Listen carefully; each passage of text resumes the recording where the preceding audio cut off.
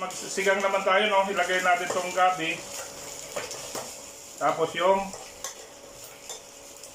maraming ano, yun ang masarap sa sinigang eh. Magdadagdag na kasi yan dyan. Yung kamatis. Tapos ito, yung luya at bawang sibuyas. Hindi, ganun man yan. Sama-sama na yan. Ganun man yan. Hindi. So yan, hintayin lang namin yan magkumulo. Tapos ilalagay ko naman yung pinaka main ingredients natin dyan. Okay? Okay. So, yun guys, ilagay na natin yung pinaka main ingredients natin sa sinanga at sinigang. May sinangag dito sa loob. Tapos, hayaan mo natin ulit lumambot yan. Yan. Inuna natin yung kamatis para madurog.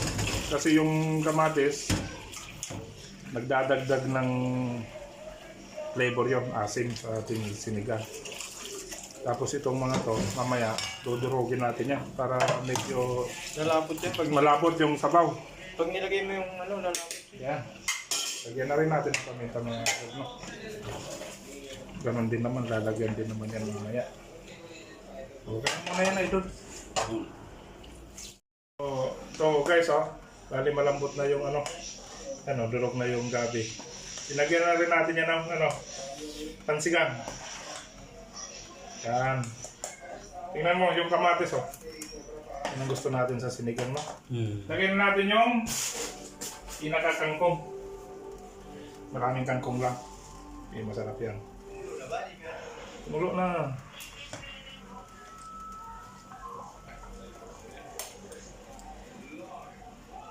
Luto naman na yan eh.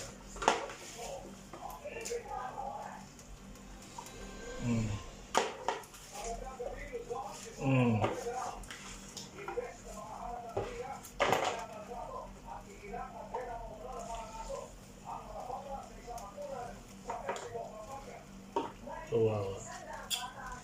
Ba't ganyan nga sa ating bali ng balita ito?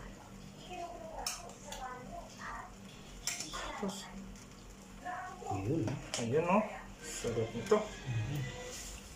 Ito na yan, Dok. Ano yan? Nagtira pa. Okay na. Okay na? Ayan, no? Ito na yan.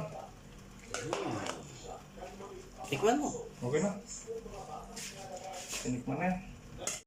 Ito na guys, yung pinaka natin, mga finished product ng mga niluto natin. Ito yung adobong goya sa manok, yung yung bahay itlogan. Tapos ito naman yung sinigang natin, at yung natin, yung pansit naman, ito pansit canton. Ito naman yung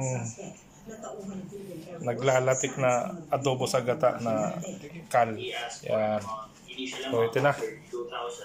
Bali, 4 sila lahat na putahe, no? Ang nagawa natin.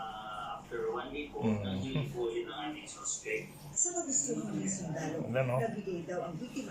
Sinigang. Pansit. Kantahan mo na. Happy birthday.